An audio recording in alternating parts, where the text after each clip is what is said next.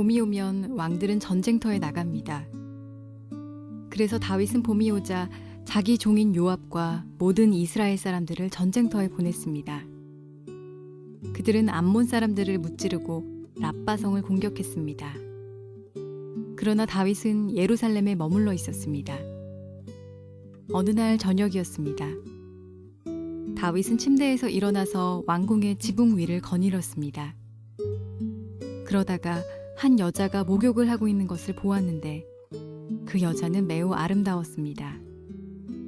다윗은 자기 종들을 보내어 그 여자가 누구인지 알아보게 했습니다. 한 종이 대답했습니다. 그 여자는 엘리암의 딸 밧세바로서 햇사람 우리아의 아내입니다. 다윗은 사람들을 보내 밧세바를 데리고 오게 했습니다. 밧세바가 오자 다윗은 그 여자와 함께 잠을 잤습니다. 그때 밧세바는 월경을 끝내고 깨끗해져 있던 상태였습니다. 그런 후 여자는 자기 집으로 돌아갔습니다. 그런데 밧세바가 임신을 했습니다. 밧세바는 다윗에게 임신을 했다는 사실을 알렸습니다. 다윗은 요압에게 햇사람 우리아를 나에게로 보내라고 전했습니다. 그래서 요압은 우리아를 다윗에게 보냈습니다. 우리아가 다윗에게 왔습니다. 다윗은 우리아에게 요압은 잘 있는지, 군인들은 잘 있는지, 그리고 전쟁은 잘 되고 있는지를 물었습니다. 그리고 나서 다윗은 우리아에게 집으로 가서 쉬시오라고 말하고 선물도 딸려 보냈습니다. 우리아는 왕궁에서 나왔습니다. 그러나 집으로 가지 않았습니다. 우리아는 왕궁 문 밖에서 왕의 모든 신하들과 함께 잠을 잤습니다. 우리 다시 한번 하나님 앞에 감사와 영광의 박수 올려드리도록 하겠습니다. 축복합니다. 하나님 만나는 주일 되기를 예수님의 이름으로 축복합니다. 아멘 하시면 그렇게 될 줄로 믿습니다. 가슴에 손을 얹고 믿음을 고백하고 말씀 듣겠습니다. 한번 따라해 주시겠어요? 하나님은 나를 사랑하십니다. 나는 그 사랑 안에 있습니다. 하나님은 오늘 나에게 말씀하실 것입니다. 그 말씀에 능력이 있습니다. 그 말씀에 생명이 있습니다. 나의 마음을 하나님께 열겠습니다. 나의 생각을 예수님께 집중하겠습니다. 들은 만큼 변합니다. 들은 만큼 행복해집니다. 힘을 가지면 사람들이 변한다라고 얘기를 합니다. 높은 자리에 올라가면 자기도 모르는 사이에 교만해지기도 하고, 없던 돈이 많이 생기면 의도하지 않았지만 허영심이 생기기도 하고, 또 다른 사람들에게 주목을 받다 보면 자기는 그렇게 하려고 하지 않아도 다른 사람들을 업신여기고 무시하는 것들이 생긴다라고 합니다. 그래서 아마 세상에서는 힘은 있을 때, 가졌을 때 조심해야 하는 것입니다 라고 하는 얘기가 나오는지 모르겠습니다. 다윗에게 힘이 생겼습니다. 그런데 다윗이 그 힘을 자신을 과시하고 자신을 드러내고 자기의 영향력을 넓히는 수단으로 삼지 않고 로드발이라고 하는 척박한 땅에서 살아가고 있던 무비보셋이라고 하는 그의 사랑하는 친구 요나단의 아들을 향해서 조건 없는 사랑, 실패 없는 사랑을 흘려보내는데 씁니다. 멋지죠? 여러분, 로드발이 무슨 말이었는지 기억나시나요? 로, 없다, 드발, 목초지. 풀 한 폭이 자랄 수 없는 땅에서 살아가고 있던 무비보셋, 수치스러운 자라는 뜻입니다. 그 수치스러운 인생이, 그 부끄러운 인생이 회복될 수 있는 유일한 길은 힘을 가진 다윗이 그를 왕의 테이블로 초청을 해서 왕의 자녀처럼 살게 해주는 것이었습니다. 멋지죠? 다윗이 경이롭습니다. 여러분, 골리앗 앞에 섰던 다윗도 놀랍지만 이스라엘의 군사들과 함께 여호와의 영광을 위해서 달리던 다윗도 멋있습니다. 사울 왕에게 미움을 받으면서 쫓겨다니면서 마지막까지 사울 왕을 향해서 칼을 들지 않고 그를 사랑하고 존경하는 마음을 버리지 않았던 다윗은 경이롭습니다. 광야에 살면서도 하나님을 향해서 사랑을 노래하고 찬양의 시를 지어 부르고, 광야에 살면서도 하나님의 약속 하나 붙들고 하나님을 기대할 수 있는 마음을 가졌던 다윗의 믿음, 박수 칠만 합니다. 왕이 된 다음에 하나님의 언약궤를 다윗성에 가지고 오면서 어린아이처럼 춤을 추고 땀을 흘리고 눈물을 흘리면서 하나님을 기뻐했던 다윗, 경이롭습니다. 부자가 된 다윗이 왕이 되어서 하나님 앞에 금은보화를 다 바치고 하나님의 성전을 지어드리겠다라고 고백했을 때 우리는 다윗은 범접할 수 없는 믿음의 사람이구나라는 것도 보게 됩니다. 그리고 하나님의 조건 없는 사랑, 그 은총, 헤세드를 흘려보내는 하나님의 통로가 되었던 다윗, 정말 하나님의 마음에 합한 사람 맞습니다. 그런데 그 다윗이 추락합니다. 오늘 말씀은 믿음의 여정이 어떤 것이어야 되는지 우리에게 가르쳐 줍니다. 믿음은 완성형, 완료형이 절대로 없다. 믿음은 진행형으로만 존재한다라고 하는 것을 우리에게 가르쳐 줍니다.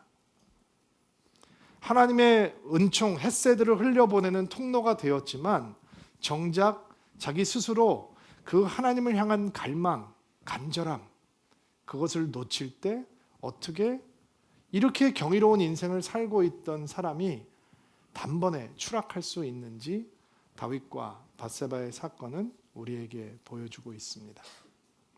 그래서 성경은 스스로 서 있다라고 생각하는 순간 넘어질 것을 조심하고 경계하고 깨어 있어야 된다라고 이야기를 하는 것이고, 우리는 하나님의 사이렌 소리를 듣는 주일이 되기를 바라는 것입니다.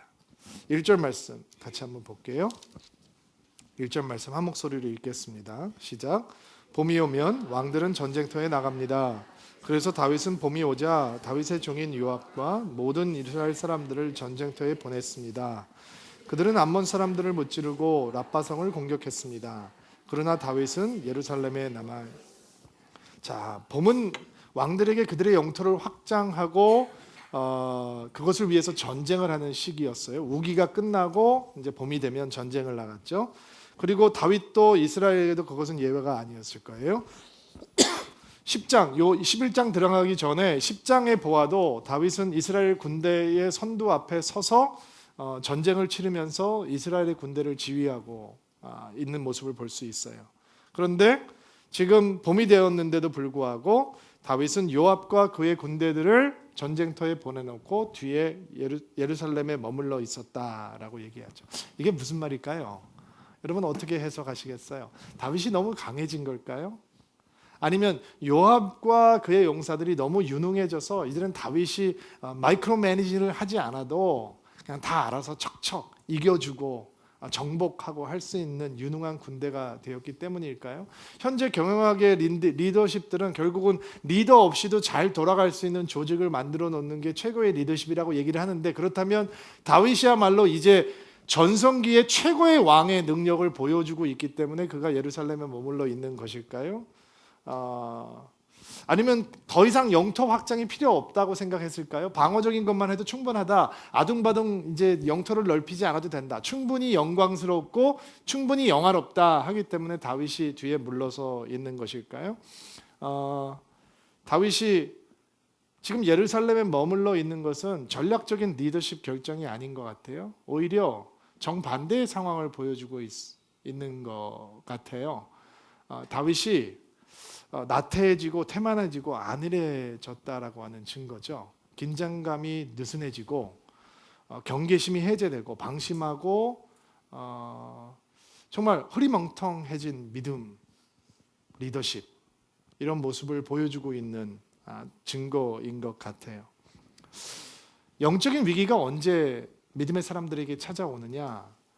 당연하게 해야 하는 일이 당연해지지 않을 때, 봄에 전쟁을 나가야 하는 왕이 나는 그것에 참여할 필요가 없다라고 느낄 때 영적인 위기는 다가오는 거예요. 여러분, 신앙생활이 특별한 게 없어요. 신앙생활이 무엇입니까? 예수님 사랑하는 거예요. 이 세상을 사랑하지 않고 예수님의 나라를 사랑하는 거죠. 말씀을 기쁜 마음으로 받고 말씀을 심고 말씀대로 살아가고 기도의 자리 떠나지 않고 주께서 주신 공동체라고 하는 선물 속에서 성장하고 교회를 사랑하고 교회를 섬기고 교회를 돕고 주의 말씀을 증거하고 전도하고 그 전도의 열정이 커져서 배 타고 비행기 타고 다니면서 선교하고 하나님께서 주신 이 땅의 삶의 열매들을 내가 축적하기 위한 열매가 아니라 나는 청지기에 불과하다. 하나님의 영광을 위해서 쓰고 가정을 하나님의 마음으로 돌보고 형제들을 사랑하고 신앙생활이 이거예요. 특별한 거 없어요. 2000년 동안 이거였어요. 근데 말을 하는 사람도 맨날 똑같은 말이다라고 생각하니 듣는 사람은 얼마나 똑같게 들리겠어요? 교회 가면 맨날 똑같은 얘기한다라고 생각을 하겠죠. 근데 이 당연한 게, 이 중요한 게 너무 평범하다 보니까 사람들이 중요하게 생각을 하지 않게 되면서 영적인 위기가 다가오는 거죠. 다윗이 너무 평범한데, 왕이 전쟁을 하는 것은 너무 당연한 일인데, 군대의 선두 앞에 서서 군사들을 지휘하는 것은 너무나 당연한 일인데, 너무 당연한 게 당연하지 않게 될 때 영적인 위기가 다가오는 것입니다. 사단의 기술과 전략은 너무 평범하지만 중요한 일, 너무 당연하지만 놓치면 안 되는 일을 대수롭지 않게 생각하게 한다라는 것이죠. 여러분, 다윗을 향한 사단의 공격은 집요했습니다. 처음부터 그랬습니다. 왜냐하면 다윗이 하나님의 선택과 기름 부으심이 함께 공존하는 사람이거든요. 그러니까 다윗을 무너뜨리려고 온갖 힘을 다 쓰는 거예요. 그러면 사단이 다윗을 향해서 휘두르는 무기가 뭐냐? 요한일서 2장에 보면 여러분들이 이렇게 알고 있는 아주 유명한 말씀이 있는데, 세상에 있는 모든 것이 이 세 가지로 집약된다는 거예요. 첫째, 육신의 정욕. 두 번째 뭐예요? 안목의 정욕. 세 번째는 이생의 자랑이다라는 거예요. 처음부터 이거였다는 거예요. 사단의 무기는 처음부터 육신의 정욕과 안목의 정욕과 이생의 자랑이었다는 거예요. 예수님께서 40일 동안 금식하시면서 공생애를 준비하실 때 예수님을 향해서 휘두른 무기도 바로 그것이었어요. 40일 동안 금식하시고 배가 고프셨어요. 그러니까 첫 번째 시험이 뭐예요? 돌들로 떡을 만들어 먹어라. 육신의 필요를 먼저 채워라. 육신이 원하는 것을 만족시키는 것이 먼저다라고 얘기하는 거죠. 그게 뭐예요? 쾌락, 즐거움, 육신이 원하는 것을 feed해라 라고 하는 것이에요. 육신의 정욕. 두 번째, 예수님께 임한 시험은 뭐예요? 한 번만 절하면 세상의 부귀영화를 다 주겠다라고 하는 말씀이죠. 안목의 정욕, 눈을 만족시켜주는 허영. 우리가 언제 우리의 눈이 만족이 돼요?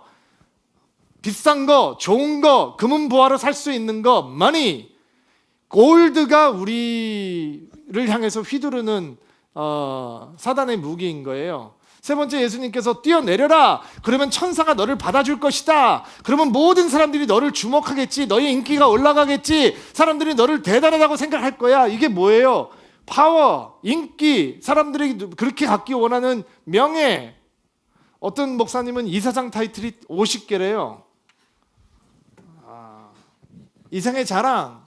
한 번도 사단의 전략은 바뀐 적이 없단 말이에요. 이 세상에 있는 것은 바로 육신의 정욕, 안목의 정욕, 이생의 자랑이니 이것은 하나님께로부터 온 것이 아니고 세상으로부터 온 것이다. 그러면 다윗을 향해서는 사단은 어떤 칼을 휘두르느냐?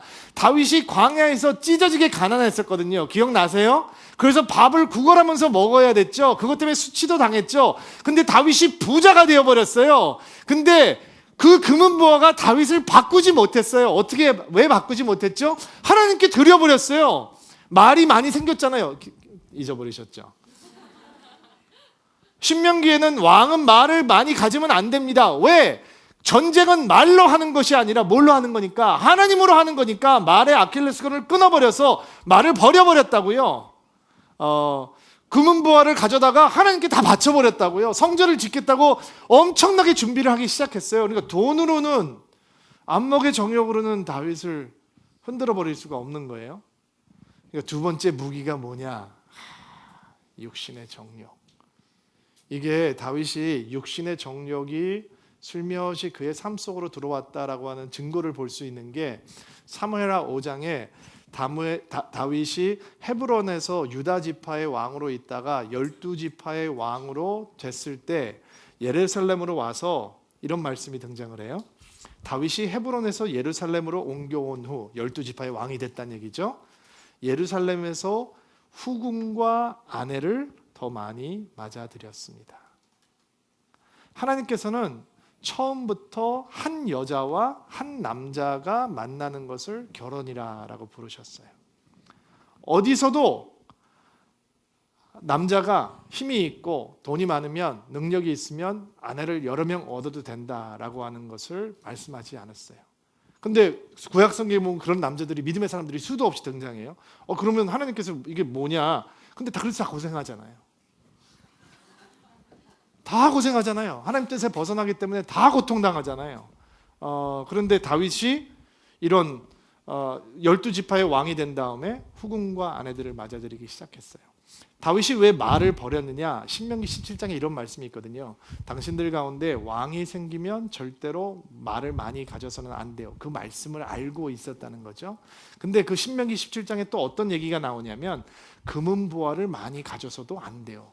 그래서 금은 보화를 하나님께 드렸어요. 근데 또 다른 말이 나와요. 아내를 많이 두어서도 안 돼요. 근데 못 본 척 하는 거예요. 해보셨죠? 따라해보세요. 해봤다. 왜 안 따라하세요? 해봤다. 하나님 말씀 뻔히 있는데 딴 데 보는 거예요. 못 들은 척. 안 들려? 안 들리는데 난 몰랐어. 그리고 사단의 칼이 깊게 들어오기 시작하는 거예요. 사단이 무기를 꺼내듭니다. 빛을 발하는 날카로운 칼이에요. 다윗을 향해서 휘두르기 시작합니다. 2절 말씀 볼게요. 시작. 어느 날 저녁이었습니다. 다윗이 침대에서 일어나서 왕궁의 지붕 위를 거닐었습니다. 그러다가 한 여자가 목욕을 하고 있는 것을 보았는데 그 여자는 매우 아름다웠습니다. 저녁 시간이요, 밤 시간이 아니고 저녁 시간이었다. 이게 해가 뉘우질 쯤인 거예요. 그래서 잘 보인다 안 보인다. 아마 잘 안 보였을 것이다. 석양이 이렇게 지는 장면. 낮잠을 자고 일어나서 지붕 위를 어슬렁 굴고 뭐 심심해. 뭐 할 거 없나? 아무도 없네. 뭐 하지? 막 이러고 다니는데 뭐 재밌는 거 없나? 하는데 진짜 눈앞에 재밌는 게 나타난 거예요. 목욕하는 여인이 눈에 들어왔어요. 그 여자는 매우 아름다웠다. 굉장히 흥미로운 말이죠. 자, 여러분 안에 헐리우드의 영향력이 들어와 있어요. 그래서 마음속에 이 장면이 벌써 영화를 한 장면으로 떠오르는 거죠. 어떻게 만들어낼 거냐? 뻔하죠 뭐. 감히 비교할 수 없는 뒤태를 가진 사람의 모습을 보여주면서 깔끔하게 마무리하겠죠.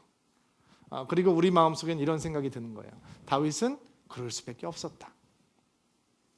나도 저런 모습을 본다면 그런 생각이 들었을 거다. 그 여인은 매우 아름다웠습니다 라고 얘기하니 얼마나 아름다웠으면 성경이 그렇게 썼겠느냐 생각을 하는 거예요. 그래서 다윗을 동정하고 다윗을 이해하고, 왜냐면 내 안에 다윗의 모습이 있으니까. 그런데 그 여인이 매우 아름다웠습니다 라고 하는 말을 읽으면 창세기 3장에서 사단이 하와를 유혹할 때 선악과를 보게 하고 진짜 이거 먹지 말라 그랬어? 진짜? 아닐걸? 아니야, 네가 하나님 될까 봐 그런 거야. 막 유혹을 할 때 하와가 그 선악과를 본 다음에 이렇게 표현이 돼 있죠. 성경에 보면 보암직도 하고 먹음직도 하고 탐스럽기도 한지라. 다윗에게 아내가 많아요. 나이별로 있지 않았을까요? 다윗이 50이 넘었어요. 후궁이 뭐예요, 여러분? 쾌락의 도구죠. 그래서 악한 거죠, 그게. 다윗이 멀리 있는 여인을 잘 보이지도 않는데도, 누군지 모르는데도, 말 한 번 섞어본 적이 없는데도 범직도 하고 가지고 싶기도 하고 탐스럽기도 하는 거예요. 여러분, 욕정은 체험으로 해결할 수 없는 거예요. 아니 아내가 이렇게 많은데 그의 욕정은 없어지지 않았어요. 욕정은 어떻게 대응하는 거냐? 어떻게 해결하는 거냐? 그 삐뚤어진 집착을 향해서 NO! 라고 얘기하는 순간 욕정이 무너지는 거지 가짐으로 해결되는 게 욕정이 아니란 말이죠. 그리고 다윗은 끊임없이 쳐다보기 시작해요. 하나님 이러실 때 뭐하나. 다윗이 이럴 때 갑자기 어둠이 임하게 하시든지, 성경에 보면 이런 사건 나오잖아요. 사울이 길 가는데 빛이 번쩍하다가 눈이 확 멀어버렸잖아요.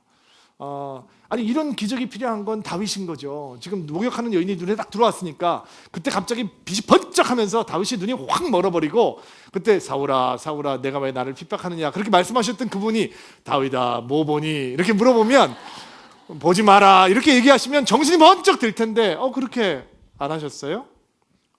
다윗은 저 여인을 꼭 불러와야 되겠다라고 하는 욕심에 사로잡히기 시작해. 멈출 수가 없어요. 왜냐하면 뿌리가 들어와 있으니까. 칼날이 그의 심장을 찌르기 시작하는 거예요. 3절 말씀 한번 볼게요. 3절 말씀 읽어주세요. 시작. 다윗은 자기 종을 보내어 그 여인과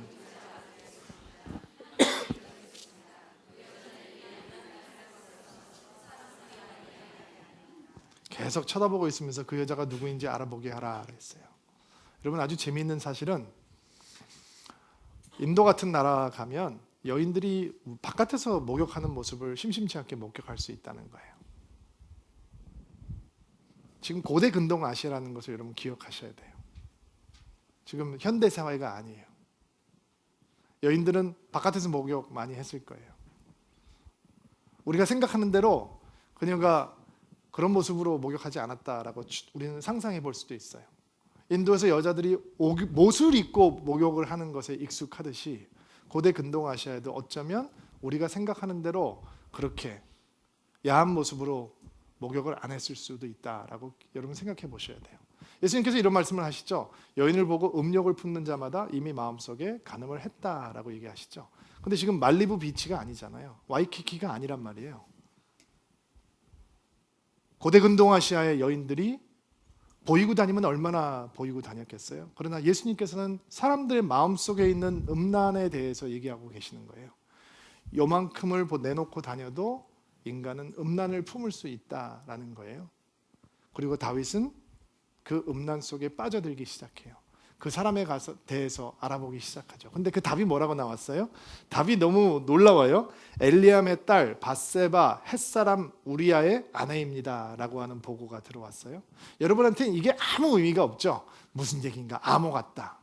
근데 다윗에게는 어떻을까요? 과연 하나님께서 지금 욕정으로 차오르고 있는 하나님의 마음에 합한 사람 다윗을 막고 싶으실까요? 안 막고 싶으실까요?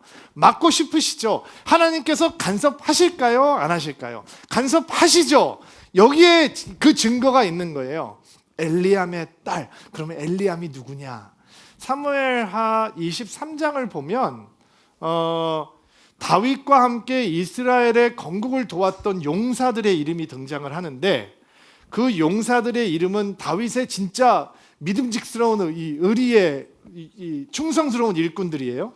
근데 23장에 엘리암이라고 하는 사람의 이름이 등장하고 동일인이다라고 얘기를 하기도 해요. 그러니까 자기와 함께 전쟁터를 누볐던 형제의 딸인 거죠. 그것으로 부족하다. 내가 갖고 있는 모든 아내들, 후궁들도 누군가의 딸인데 그게 뭐가 걸림돌이 되겠냐. 근데 우리아의 아내입니다라고 하는 얘기도 등장을 해요. 그리고 이 이스라엘의 다윗의 37명의 용사 가운데 가장 뒤에 등장하는 이름이 누구의 이름이냐? 우리아예요. 자, 여기 한번 보세요. 다윗의 몸에 상처가 많을까요? 아닐까요? 흉터가 있을까요? 여러분, 흉터는요 스토리를 가지고 있어요. 어떻게 다치셨어요? 모르겠는데. 그런 사람은 없어요. 어떤 흉터였을까요? 깊은 칼자국? 깊은 창자국? 그러면 우리아는 상처가 있을까요? 없을까요? 다윗의 37명의 용사들, 어떤 용사는 창 하나로 800명을 죽였고, 어떤 사람은 모든 사람이 도망갔을 때 블레셋 군대와 혼자 맞서서 싸웠고, 칼을 더 이상 휘두를 때까지 없을 정도까지 칼을 휘두르서 싸우고 있던 37명의 다윗의 용사들은 몸에 그 영광의 흔적을 가지고 있을까요? 없을까요? 있죠. 그러면 그 스토리가 있겠죠. 다윗의 어떤 흉터는 어떤 형제를 위해서 자기의 몸을 던졌기 때문에 생겼을 수 있을 것이고, 어쩌면 우리아의 몸에는, 엘리암의 몸에는 다윗이 위기로운 상황 속에 자기의 왕을 구하기 위해서 몸을 던지고 칼을 맞섰기 때문에 생긴 흉터도 있었을 것이고, 가서 저 여인이 누구인지 알아보아라 라고 했을 때 당신과 함께 전쟁터를 뛰며 당신과 함께 당신을 향해서 오던 칼을 맞서던 우리아의 아내이고 엘리암의 딸입니다 라고 했을 때 다윗은 멈출 수 있는 거죠. 그것으로 하나님의 간섭은 충분한 거예요. 율법을 얘기하지 않더라도 그의 형제의 아내입니다, 내 형제의 아내이니 내 생각은 멈춰야 된다 라고 할 수 있어야 되는 거죠. 근데 곱비 끌린 생각이 멈추질 않아요. 4절 말씀 보세요. 4절 말씀 읽어볼게요. 시작. 다윗은 사람을 보내 밧세바를 데리고 오게 했습니다. 밧세바가 오자 다윗은 그 여자와 함께 잠을 잤습니다. 그때 밧세바는 월경을 끝내고 깨끗해져 있는 상태였습니다. 그러는 여자는 자기 집으로 도망을 갔습니다. 사람을 보냅니다. 이전에 다윗이 사람을 보냈을 땐 하나님의 헤세드를 흘려보내기 위해서였습니다. 이제 그는 사람을 보냅니다. 갖지 말아야 될 것을 갖기 위해서, 하지 말아야 될 행동을 하기 위해서, 넘지 말아야 될 선을 넘기 위해서 사람을 보내는 것입니다. 다윗은 밧세바와 동침을 하고 그녀를 돌려보냅니다. 어떻게 보면 내팽개쳤다라고 하는 것이 더 적절한 표현일 것 같습니다. 단순한 욕정의 만족으로 끝이 납니다. 왕의 로열 원나잇 스탠드. 이제 끔찍한 비극이 다윗을 기다리고 있습니다. 5절 말씀 읽어볼게요. 그런데 밧세바가 임신을 했습니다. 밧세바는 다윗에게 임신을 했다는 사실을 알렸습니다. 밧세바는 사람을 보내서 임신을 했다라고 하는 사실을 알려옵니다. 사람을 보냅니다. 밧세바가 오지 않았을 것입니다. 아무나 왕을 볼 수 있는 거 아닙니다. 여러분이 다윗이라면 밧세바를 다시 보고 싶었을까요? 아마 그냥 못 오났을 것입니다. 그래서 누군가를 통해서 그가 임신을 했다라고 하는 사실을 알려왔던 것 같습니다. 자, 우리가 그동안 보아왔던 다윗, 하나님의 마음에 합한 사람, 다윗은 이제 어떻게 할까요? 지금까지 보아왔던 과거를 본다면 다윗은 단번에 하나님 앞에 무릎을 꿇고 눈물을 흘리며 회개해야 합니다. 그런데 다윗의 행동은 완전히 우리의 상상을 깨버립니다. 예상을 뒤엎어버립니다. 왜냐하면 죄가 지금 주인 노릇을 하고 있거든요. 다윗의 삶 속에. 그래서 다윗은 용이 주도하게 행동하기 시작합니다. 전쟁터에 나가 있는 우리야, 그리고 전쟁터를 책임지고 있는 요압이라고 하는 사령관에게 편지를 보냅니다. 우리아에게 특별 포상 휴가를 허락하더라. 불러들여옵니다. 그리고 와서 가증스러운 질문들을 하기 시작합니다. 전쟁은 어때? 잘 싸우고 있어? 힘들었지? 내가 자네 신뢰하는 거 알지? 내가 상 줄 테니까 집에 가서 아내하고 잘 쉬어. 그리고 며칠 쉬다 가. 그러면 당연히 집으로 돌아간 우리아는 밧세바와 함께 있을 것이고, 그가 임신을 하더라도 지난번에 우리아가 휴가 왔다 갔잖아 라고 얘기를 하니까 다 무마될 수 있을 것이다 라고 생각을 했죠. 그런데 다윗이 하나 간과하고 있는 것이 있었습니다. 다윗의 용사들은 충성스러웠습니다. 여러분, 이스라엘 사람들은 전쟁 가기 전에 자기를 성결하게 하고 갔습니다. 그 얘기는 자기를 거룩하게 한다라고 하는 것은 아내와도 분방을 하고 하나님을 위한 전쟁에 참여하는 것입니다. 그들에게 함께하고 있는 형제들은 단순히 동료가 아닙니다. 형제고 전우였습니다. 그래서 다윗이 집으로 가서 쉬다 가세요 라고 얘기를 하니까 우리아는 감사합니다 인사를 하고 왕의 궁전 문 밖에 다른 신하들과 함께 쭈그리고 잠을 잡니다. 보고가 들어갑니다. 우리아가 집에 갔니? 잘 들어갔어? 봤어? 확실하게 봤어? 몇 시에 불 꺼졌어? 얘기를 하다가 다 체크하는데 보고가 들어오기를 우리아가 집에 돌아가지 않았습니다. 문 밖에서 자고 있습니다. 다윗이 우리아를 불러드립니다. 왜 집에 안 갔어? 내가 너 가서 쉬라 그랬잖아. 가서 쉬어, 괜찮아. 그랬더니 우리아의 말이 기가 막힙니다. 나의 주 요압이 들판에서 잠을 자고 있고 나의 형제들이 여호와 전쟁을 위해서 지금 바깥에서 장막에서 거하고 땅바닥에서 자고 있는데 내가 어떻게 편하게 집에 가서 잠을 자겠습니까? 왕이시여, 저는 그렇게 할 수 없습니다. 그리고 다윗이 아는 거죠. 그의 군사들이 어떤 사람인 거를. 그리고 작전을 바꿉니다. 그래, 당연히 그래야지. 내가 내일 너 전쟁터로 다시 돌려보내줄게. 그리고 편지를 한 장 써줍니다. 전쟁터로 돌려보낸다고 얘기한 다음에 술을 잔뜩 먹여놓고 술을 취하게 했는데도 불구하고 요동하지 않는 우리아의 손에 편지를 한 장 들려주는데 그 편지에는 어떤 내용이 들어가 있냐?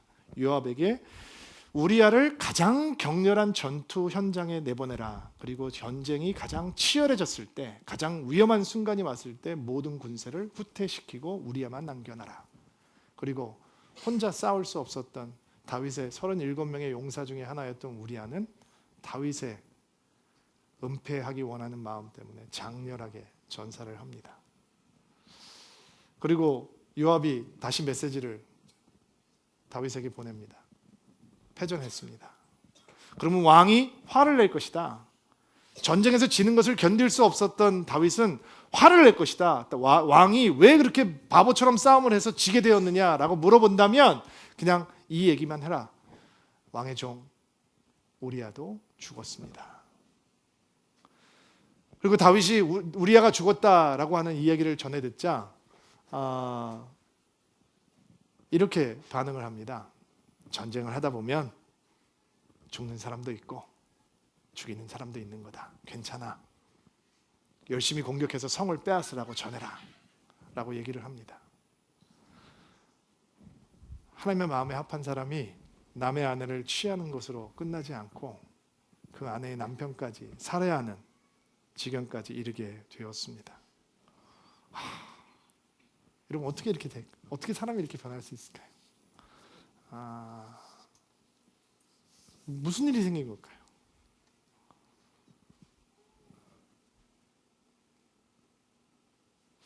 어느 설교자가 습관의 사슬은 너무 강해서 끊지 못할 때까지 너무 연약해서 보이지도 않는다라는 말을 했어요. 다윗이 들어오지 말아야 될 것들을 막지 못하고 그냥 허용해 놓은 결과, 자기가 있어야 될 곳을 지키지 못하고 대수롭지 않게 안일하게 태만하게 대응한 결과가 바로 이런 죄악의 모습으로 우리 앞에 나타나는 것입니다. 2016년 서울에서 살아가는 우리들에게 다윗의 추락은 엄청난 경종을 울려야 합니다. 왜냐하면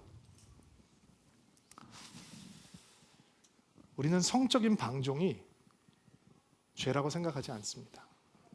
그런 시대를 살아가고 있습니다.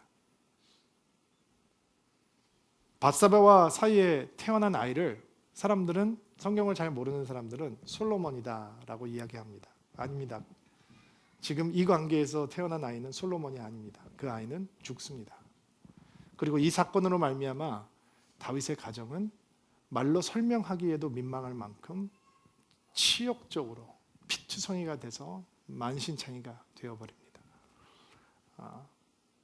그래서 우리는 이 밧세바 사건을 통해서 우리의 삶 가운데 2016년 서울이라고 살아가는 곳을 살아가는 크리스천들로서, 성도들로서 우리는 성적인 방종에 대해서 어떻게 반응하는가라고 하는 질문 앞에 서야 하는 것입니다. 우리 시대는 성적인 선택권이 개인의 문제다라고 생각을 합니다. 옛 유교 문화 속에서도 한국에서는 혼전 순교를 이야기했었습니다. 그런데 2016년 대한민국 서울에서 교회 안에서도 더 이상 혼전 순교를 얘기하지 못하는 시대가 되었습니다. 우리 앞에서 대한민국은 성적인 방종으로 흔들거립니다. 교회는 휘청거립니다. 성도들도 함께 떨어집니다. 2012년 모 일간지에 성매매 수출 대국이라고 하는 기사 시리즈가 있었습니다. 호주에서 몸을 파는 한국에서 들어간 젊은 여성이 1000명을 넘었다. 그리고 이제는 두바이로 나간다. 국민소득 2만 불을 넘긴 경제성장 대국 대한민국의 사각지대에는 쉽게 돈을 벌기 위해서 성매매를 선택하는 대학생과 일반 여성들이 넘친다라는 것이고, 해외에 가서도 성매매를 하는 한국 남성의 습관은 변하지 않는다라는 것입니다. 교민이 12만 명이 살고 있다고 하는 중국의 칭다오에, 그러면 여자들 빼고 애들 빼면은 얼마 안 되는 거죠. 한인들을 위한 퇴폐업소가 100개가 넘는다라고 합니다. 여러분 그냥 계산해 보세요. 하루 1인당 몇 명씩의 해당이 되는지.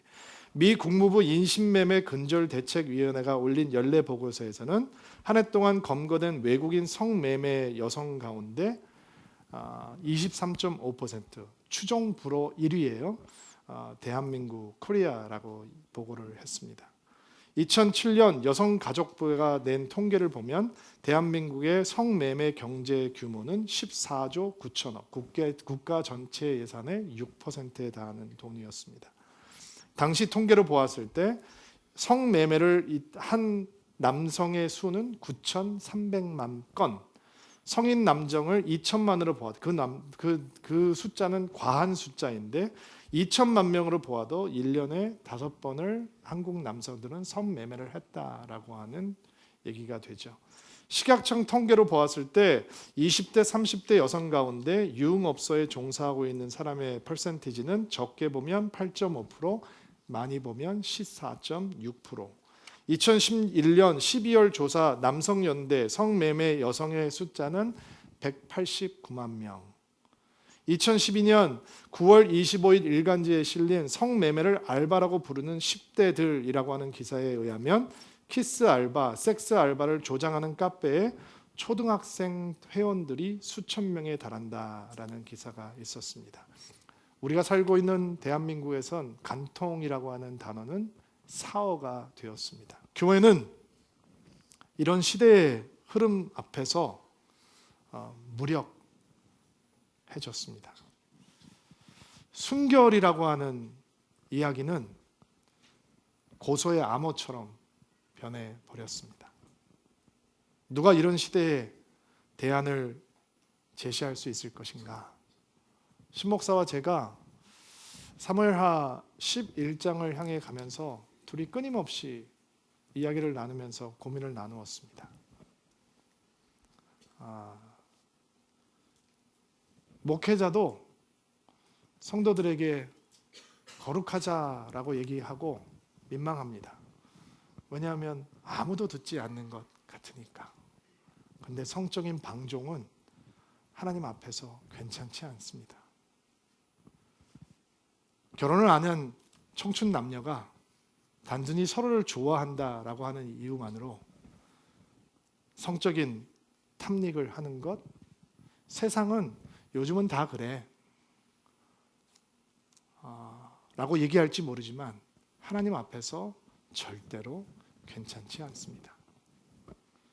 크리스찬이 포르노에 빠져 있는 것은 영혼에 스스로 독을 뿌리는 것과 똑같습니다. 크리스찬이 여자가 시중을 두는 유흥업소에 드나드는 것은 죄를 영접하고 사단 앞에 무릎을 꿇고 죄의 멍에를 스스로 짊어지는 행동과 같은 것입니다.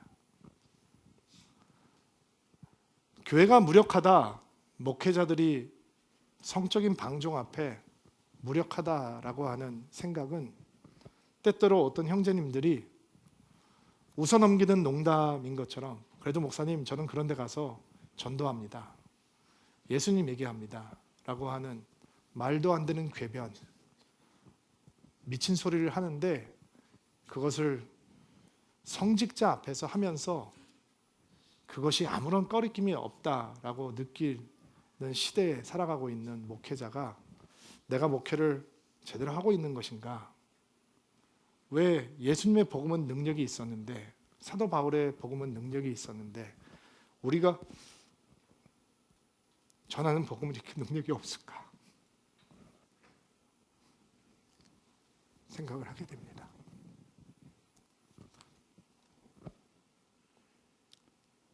제가 30대 초반의 젊은 목사일 때 저희 교회는 작은 교회였습니다. 청년들이 결혼 주례를 부탁하러 오면 저는 4번의 만남을 통해서 그 친구들을 훈련했습니다. 가정이 무엇인지, 부부가 무엇인지. 그리고 4주차가 되면 저는 어김없이 이 질문을 던졌습니다. 당신은 하나님 앞에 깨끗합니까? 당신들은 부적절한 행위를 하고 있지는 않습니까? 그리고 저는 비록 작은 교회의 목사였지만 1년에 한두 커플, 서너 커플 주례를 했지만 그들이 하나님 앞에 범죄하고 있다라고 얘기를 하면 나는 당신이 그것을 멈추지 않으면 예수님의 이름으로, 하나님의 이름으로 축복할 수 없기 때문에 주례할 수 없습니다. 멈추십시오.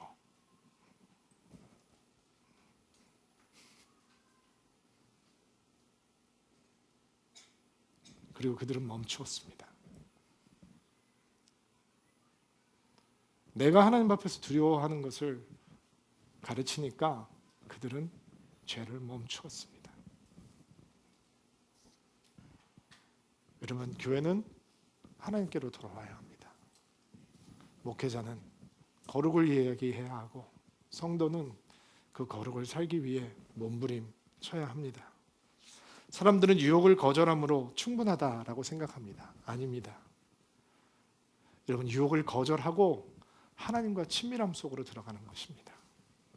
사람들은 밧세바를 보고 사람들을 불러올 수 있는 힘이 있고 그녀를 가질 수 있는 힘이 있는데도 불구하고 아무것도 하지 않는다면 이제 좋은 시절 다 지난 것이구나 라고 생각할 수도 있습니다.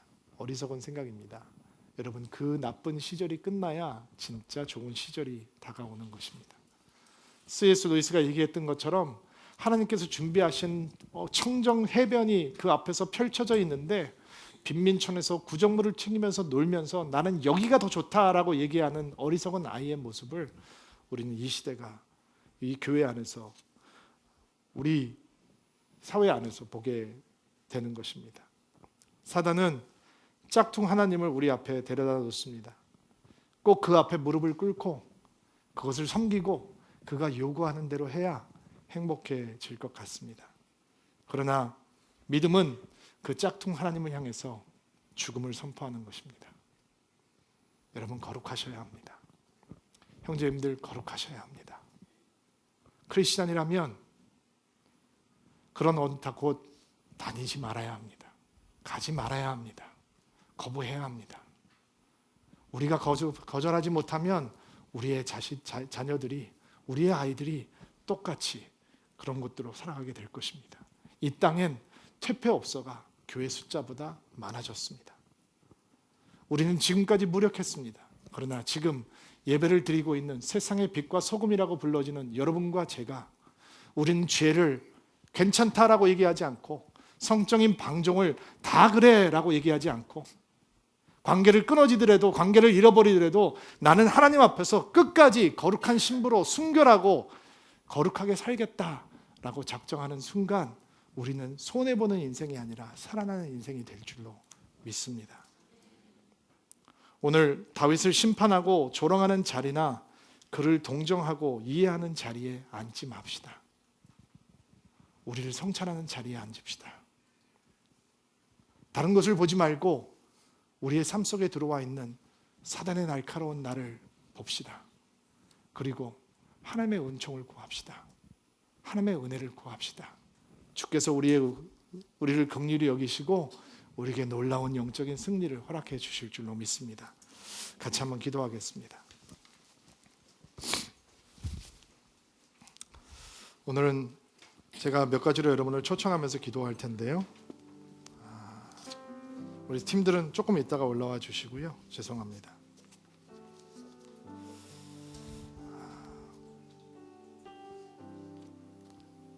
오늘은 서울교회에 엄청난 영적 전쟁이 일어나는 주일입니다. 특별히 오늘은 성적인 순교를 위해서 기도하려고 합니다. 저에게도 여러분에게도 음란의 모습이 있기 때문에 사단은 끊임없이 육신의 정력이라고 하는 무기로 우리를 공격할 것입니다. 오늘 이 시간 십자가의 승리가 나타나는 주일이 되기를 소망합니다. 저도 여러분도 예수님의 은총을 누릴 수 있는 주일이 되길 바랍니다. 처음 초청은 하나님, 나의 눈을 지켜주십시오. 음란한 것을 보지 않게 도와주십시오. 인터넷에서 신문을 보면서도 우리의 눈을 유혹하는 수많은 음란한 사진들에게 현혹되지 않게 하시고, 하나님, 야한 동영상 보지 않게 도와주시고, 보지 말아야 될 것을 보지 않는, 어슬렁거리면서 볼 거 없나 찾아다니지 않는 그런 인생이 될 수 있도록 하나님, 내 눈을 거룩하게 바꾸어 주옵소서. 기도하기 원하는 분들은 그냥 눈에다 손을 얹고 안수하시기 바랍니다. 그런 여러분의 반응을 하나님께서 오늘 기름 부으시고 은혜 주실 것입니다. 하나님, 눈을 지켜주십시오. 음란한 것을 보지 않도록 도와주십시오. 눈이 통로인데 통로를 막아주셔서 하나님, 거룩한 것, 순결한 것을 보는 인생이 될 수 있도록 도와주시고, 우리 성도들 가운데 야한 것들을 보며 동영상들을 보며 이미 견고한 진이 들어와 있는 사람들은 이 시간 주 예수 그리스도의 이름으로 대적합니다. 그 컴퓨터를, 그 전화기를 하나님께서 거룩하게 순결하게 만들어 주셔서 우리의 눈을 통해서 들어오는 음란한 것들이 끊어지는 역사가 있게 도와주시옵소서. 손 내리시고요. 두 번째 기도입니다. 우리 입술을 지켜달라고 기도하기를 바랍니다. 사람들이 거침없이 뿜어내는 음담 패설, 농담이라는 이름으로 나오는 음란한 이야기들, 하나님, 우리의 눈에, 입에 닿지 않도록 도와주옵소서. 음란한 말이 우리의 입술을 떠나갈 수 있도록 도와주시옵소서. 기도하기 원하는 분들 입술에 손을 얹고 기도하시기 바랍니다. 주님, 예수의 피로 씻어주십시오. 그동안 했던 음란한 말들 지워주옵소서. 우리 입술을 통해서 어떤 음란한 말도 나오지 아니하도록 하나님께서 입술의 파수꾼을 십자가로 세워주시기를 소망합니다. 손 내려주시고요. 세 번째 기도입니다. 하나님, 내 귀를 지켜주십시오. 음란한 이야기들을 듣지 않도록 도와주십시오. 누가 그랬대, 다 그래, 이런 이야기들을 듣고 우리의 영혼이 마비되는 일이 없도록 하나님, 닫아야 할 것을 향해서는 닫을 수 있는 인생 될 수 있도록 도와주옵소서. 기도하기 원하는 분들은 귀에 두 손을 얹고 안수하시기 바랍니다. 하나님, 남이 저지른 음란한 이야기가 재미있게 들렸습니다. 회개합니다. 들으면 들을수록 우리의 마음도 동하는데 하나님, 막지 못했습니다. 막을 수 있도록 도와주십시오. 하나님, 우리의 귀를 닫아버릴 수 있도록 도와주십시오. 주의 음성을 들을 수 있도록, 하나님을 만날 수 있도록, 세상의 음란한 이야기를 향해서는 우리의 귀를 닫을 수 있는 은혜가 우리 가운데 넘칠 수 있도록 도와주시옵소서. 손을 내리십시오. 네 번째 기도입니다. 하나님, 우리의 생각을 지켜주십시오. 우리의 마음을 지켜주십시오. 갖지 말아야 될 것을 가져도 된다라고 생각하게 하고, 가지 말아야 할 것을 가면서도 괜찮다라고 느끼게 하고, 하지 말아야 될 행동들을 하면서도 다 그래 라고 얘기하게 하는 우리의 마음, 우리의 생각, 하나님, 주께서 붙잡아 주옵소서. 하나님, 온전히 견고한 진이 깨어질 수 있도록 하나님께서 우리의 마음을 수술하여 주옵소서. 세상의 마음을 내려놓게 하시고 육신의 마음을, 육신의 생각을 그리스도께 복종시킬 수 있도록 도와주시옵소서. 기도하기 원하는 분들 가슴에 손을 얹으시기 바랍니다. 하나님,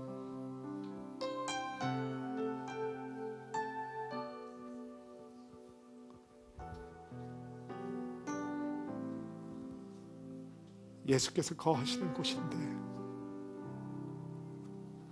세상의 생각으로 가득했습니다. 하나님, 온난이 좋아서 계속 웃었습니다.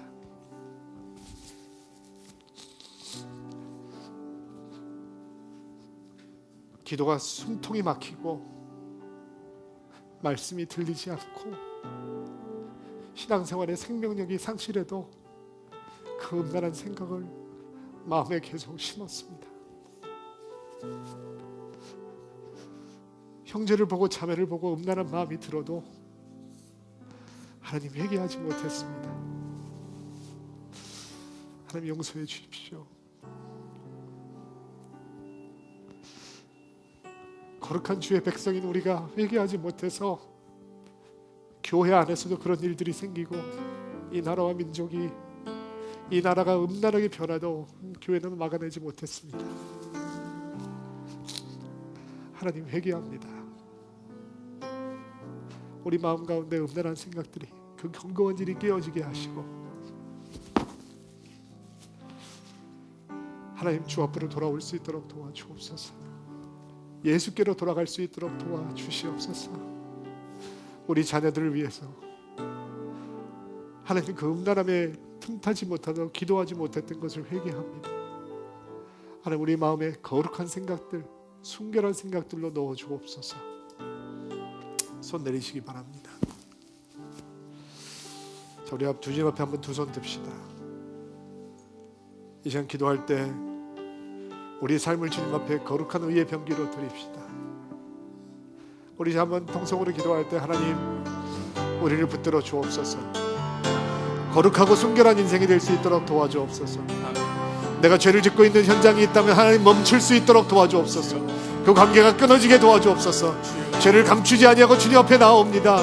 하나님 우리 안에 견고한 진이 깨어지게 하시고 음란함이 떠나갈 수 있도록 도와주시고 거룩하고 순결한 주의 백성이 될 수 있도록 하나님이여 나의 인생에 주의 은혜를 더하여 주옵소서.